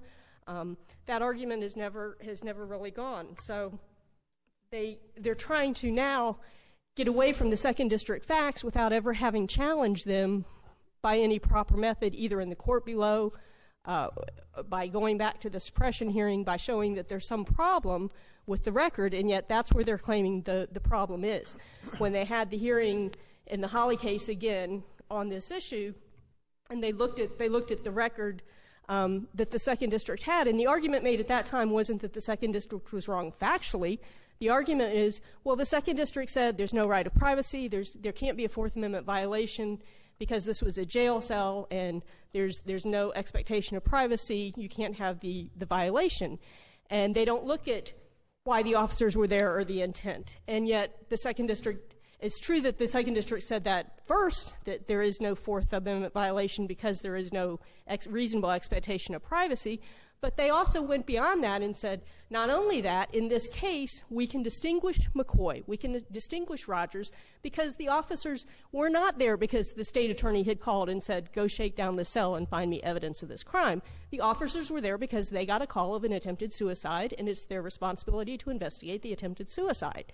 So all of that was part of the second district opinion, and it's just kind of being ignored at this point when the argument being made to this court is, well, the second district is wrong, but you're not really even being told what the second district had in front of it to make its opinion. So I think if you look at our record, at everything we have, the second district opinion, this prior opinion where this court agreed that the suicide note was properly admitted, you clearly do not have manifest injustice to get around the law of the case and review this as another issue. And if you do look at it, you're going to find that it's the proper ruling because it's the proper basis, and as this court had noted, this was a letter that was stamped and addressed to the detective that's reading it. So there really is no credible argument that there was any kind of reasonable expectation of privacy that was violated here, and no basis to reverse this case because of the admission of that suicide note. On the proportionality and the rejection of the substantial impairment, first you have to get around the fact that what we have here is Dr. Berlin's testimony. We have one expert, so it's a little cleaner than some cases we see. We just have Dr. Berlin. But what we have that is being proffered to the court is mitigation because, of course, Mr. Bolan waived all the presentation of any and all mitigation before the trial court. So you're faced with, first of all, having to consider that, and you're asked to make a decision as to whether the judge made a mistake in rejecting this. When this was never even, under this court's case law, officially part of the record, it was just something proffered to the judge to demonstrate that Mr. Bolan's waiver was voluntary, was knowing that mitigation had in fact been investigated, and that there was a mitigation notebook that we presented to the judge, and in fact that's why this case has kind of gotten delayed. As your honors are aware, this went back for reconstruction of the record because that notebook had to be put back together. You're going really fast, and you know what you're talking about. I'm sorry. But the idea of a defendant going through the trial proceeding, Yes. and then later having mitigation presented to the judge. I mean, does this not fall within that line of that line of case law that we have instructed trial judges that there's an obligation to determine whether there is mitigation, the pretrial sentencing information, and those kinds of things? Are you suggesting that if a defendant waives mitigation and in a Spencer hearing, the most outstanding case of mitigation that so far outweighs the aggravation is presented, that we would still execute that defendant? Well, I think you're a lot of jumps to get there before you get there. Well, there may be, but it's a fundamental premise that you're saying that they cannot even talk about that. That's what you're saying today. You're saying that they've waived it and that we can't look at it. And I'm trying to understand, because that seems to be in conflict with those cases where we've instructed trial judges that they must make sure that this record is clear as to the mitigation, what's there, what's not there, even if a defendant doesn't want it. There is that line of cases where you have said even when the defendant waives this, the court must assure itself, must go back and find it, and this falls within it. And that's exactly what Judge Fleischer did in this case. Right. She considered it, and in her sentencing order, she very thoroughly analyzes it. However, in Lamarca, this court said when it's proffered by the defense to support a waiver, it is not officially part of the record. That's what you said in Lamarca. So I don't know how. You don't know what the effect is, what you're saying. Want to reconcile those cases, because it seems in this to case me, though, we did have. That Bolan did he testify in the last trial? No, what happened is, I this thought there was record was built on the Pasco record in the Matthews case, which this court saw a number of years ago. And he had also, Mr. Bolan had also waived mitigation in that case, and this was something put together. Berlin's testimony really goes back to 1991. Okay, so but the point being, there is testimony from Dr. Bolan that was cross-examined, and that's what the judge considered. It is. But the argument, I think it's a pretty powerful argument, is that although we impose on trial judges the obligation to look at the record and find mitigation anywhere in the record, it's a little bit disingenuous then to argue on appeal, well, they should have given it more weight. Well, Mr. Bolan wanted it to be considered. He should have not waived mitigation. So I think there's we want to make sure we have the record, but I think that I would sort of say that it's weakened by the way it comes in, and it was considered by the trial judge. So, I mean, that's a friendly question. I don't know where you reconcile. Well, I'm trying to understand, then, why we even do it. If it's nothing, if it means nothing, then why do we force trial judges to do something that's meaningless? Well, it's not meaningless, and especially if you look at Muhammad and its span, and which is what Judge Fleischer had in front of her, and she was trying to be very careful about the way she did this so that she could honor everything that you have told her to do with this. And if you look at those cases, they talk about making sure that the defendant is not offering this waiver simply because the attorney that is representing him hasn't done a good enough job. Right. So it's just to verify that there's not ineffective assistance of counsel, that mitigation has been investigated, that the defendant is aware of the potential mitigation, so he can't come back later and say, well, if I'd known that Dr. Bolan was going to offer this testimony, I never would have waived the mitigation. They want to make sure the defendant knows as much of the mitigation evidence up front. I don't disagree with that. So that's I'm trying to understand what you do right. with it. But I'm trying to understand what you do with it. The judge waited. I mean, that's what I guess Yes. I'm looking at her sentencing order. She did. Considered it, she weighed it, and she gave it some weight. She did. She discounts it, and we can certainly look at that. I just didn't want to jump there without. No, but it's important that, to me, I think that if somebody is a schizophrenic, whatever, and he's waiving the mitigation, but you find out he came out of a mental institution the day before and tried to use this murder to commit suicide, and we've had some of those. Certainly. That we know it in weighing whether this is a proportionate sentence. But I mean, it looks like this was done. And Judge Fleischer did this just like it was a standard adversarial penalty phase. She took this testimony, maybe at face value, and did what she could and composed her sentencing order out of it. And she relied heavily on it. And in diminishing and finding that on the substantial impairment, she relied on on Dr. Bolan's testimony. She quotes from him, and at one point in the state's cross-examining him, and he said about this impairment. And of course, what Bolan says is he identifies a number of prior head injuries. He identifies the fact that Mr. Bolan was physically abused as a child by his father. He says, there's psychosis here. There's I think there's hallucinations. I think there may be delusions. He doesn't really identify specifics. He just talks about he did testing with MMPI, and his testing suggests this.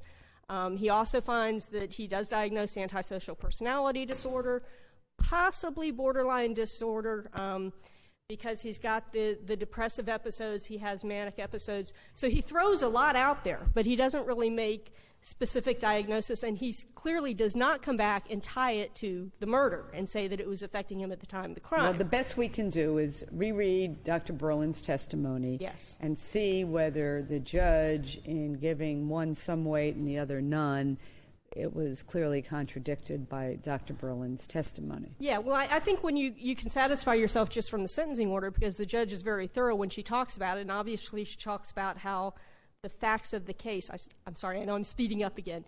The facts of the case tend to refute this mitigator anyway. So, that's all spelled out, and I think that, Your Honor is exactly right. Just reviewing Dr. Bolan's testimony, and it's fully analyzed and explored in the sentencing order, and there's no abuse of discretion in the weight that Judge Fleischer gives it. And so there's not a waiver. Well, there is a waiver, and that's up to you as to how you want to reconcile your cases. And to what you've said in the prior cases. But there is a waiver. Judge Fleischer, in her sentencing order, does not treat it like a waiver. But I think if you're looking at the argument that they're claiming that she is rejecting this, and it's something that he never offered because he waived it, and he may have proffered it so that we would all know that it's a good waiver, you're mixing apples with oranges if you're going to look at it in that sense. On the proportionality, Mr. Bolan is a serial killer. He has, although it is only one aggravator, it is about as strong an aggravator as you will ever get. It is not simply one prior violent felony conviction. It is a prior violent capital felony conviction that has him on death row for Matthews' murder. It also what is the status of the Matthews case? That is in federal court. So it's been the Matthews murder. Matthews has been all the way through state court, and I am not sure if it's still in the district court. I know that it was in federal court. I assume it's still in federal court at this point. But the Matthews case is on its way. That was tried 3 times. This case was tried 3 times. The Holly case has now been tried 4 times. He was convicted of the Holly murder. Why wasn't Holly another aggravator? It had been reversed. And at the time that this sentencing, because this kind of they were sort of being tried around the same time. Holly got ahead of this case, went up to the 2nd District because he was convicted of second-degree murder in that case. It went back for a 4th trial due to a jury instruction on the culpable negligence manslaughter instruction. Went back for a 4th trial. He was convicted a 4th time, or he was convicted of the murder a 4th time, and that appeal is now back in the 2nd District. So that was not used because it was while the Holly trial was back pending again when this sentencing occurred. So they did not use Holly at all. But I think that this court certainly does not have to turn a blind eye to Holly. This record, in this case, they're relying on the Holly record very much and the joint hearings that were held. I think we're really better off. But you certainly don't need it because you have not only the prior Matthews murder, you have horrible crimes committed in Ohio. He had with a kidnapping of a young woman with a handgun and a rape. You have a attempted assault and an attempted escape and an assault on a corrections officer in Ohio. All of these were noted as part of the one. How long has Matthews been in federal court? That I don't recall. Okay. I don't recall. Right now, I know I've got the opinion right over there. I can't even tell you what year you had it. I know that it's been, it seems like it was, at least 7 or 8 years ago that it was here. So it's been there a while. But for all of these reasons, I would just ask this court to affirm the judgment and sentence entered below. Thank you.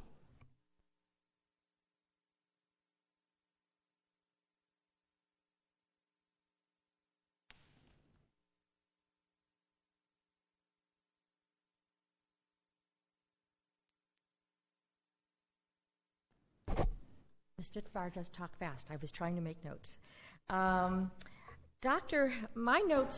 Berlin's testimony is several places, and you can find a list of everything on page 16 of my brief. I mean, there were depositions, there were penalty phase, there was trial testimony. So if you want to... But the bottom line is, and whether it affects this or not, Mr. Bolan in this trial waived his right to a penalty phase. No. He waived his right to a jury penalty. So what was put on by his defense lawyer in the penalty phase before the judge? Everything that was in the mitigation notebook, of which you have the whole list of. So all of Dr. Berlin's testimony was put in. So that was, but he didn't testify live. No, and he chose not to, which was his right. But what I think the state is confusing is the fact that his decision not to go to a jury penalty meant that he waived all penalty, which he did not. I mean, they were consulting him on things like, well, should we use Dr. Berlin's depo, or should we use your wife's testimony, or should we? And he would say yes, yes, yes. So, I mean, he was being consulted on these things, and on the record, he was saying, yes, I agree to using these things. So, if we look at the sentencing order, though, the judge goes to Dr. Berlin's testimony, whether it was testimony at the first trial or in a deposition, and points out the evidence that both supports and does not support statutory mitigators. And I think I asked you before, is there anything else that Dr. Berlin said that the judge ignored that would have changed how we would evaluate either of those statutory mitigators? Well, I don't have supplemental volume 4 with me, but it was a trial testimony from 749 through 811, and my notes say that at one point he says that the conduct was not substantially impaired. His ability to appreciate the criminality of his conduct was not substantially impaired, and he did appear to appreciate the criminality of his conduct at that time. And that's what I read to you. It was in the sentencing order. But he does have a substantial impairment in his ability to conform his conduct to the requirements of law, even though he might appreciate the criminality of his conduct. I think that, but you think that's the same thing? I thought that was what it sounds very familiar. I mean, unfortunately, most of Dr. Berlin's statements tend to repeat themselves. Well, Justice Lewis likes to use sometimes this word talky talk. Like you hear it, but you really sort of wonder what does it mean. And I don't know that I have to look back at Dr. Berlin how much substance. But I know you're doing the best you can in this case. But with a defendant that has a prior violent felony that he's a serial murderer, I don't really know how you would say that this death sentence in this case is not proportionate. Unless you're considering Holly, which the trial judge did not. What's wrong with Matthews? Well, Matthews was the only other murder. So other murder? Well, I don't know what it takes to go to serial, but he had. Well, let's not. I won't call him a serial murderer if we don't consider Holly. You've got the most serious aggravator, a prior violent felony of a murder of a person, of a woman in a terrible way. So I'm not sure I understand how we would ever find this case not to be proportionate. Well, you have one serious aggravator, I agree, but you have substantial mitigation. And the bottom line is this heavily aggravated and with slight to none mitigation, and I don't believe that is true in this case. I believe the mitigation is substantial as opposed to none or hardly any. And the issue isn't whether or not there is a serious aggravator. Obviously there is. But one aggravator, very serious, versus substantial mitigation. And in this particular case, I would say that under the proportionality review, as this court most recently went through in Ballard, we have a situation where it's not the least mitigated and a most serious of aggravators. So I do believe that death is disproportionate in this case and that he should be reduced to life. Thank you. Thank you for your arguments. Court is adjourned. Please rise.